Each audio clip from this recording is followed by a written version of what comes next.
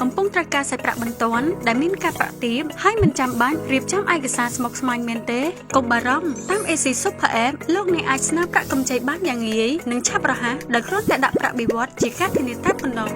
ដើម្បីអាចស្នើបានសូមចូលកម្មវិធី AC Super App រួចចុចទៅលើម៉ឺនុយប្រាក់កម្ចីបញ្ចូលលេខសម្ងាត់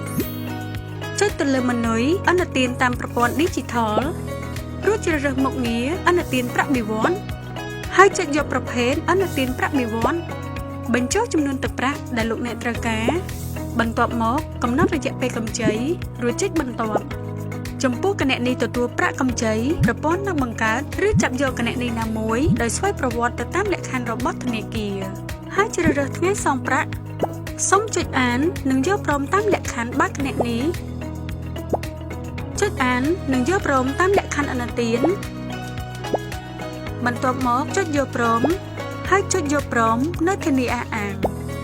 ទៀងទាត់ប្រតិបត្តិការឡើងវិញរួចចុចបញ្ជាក់ជាការស្រេច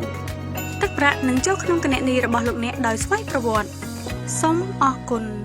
អេស៊ីលីដាប្រជាធនាគារដែលលោកអ្នកជឿទុកចិត្ត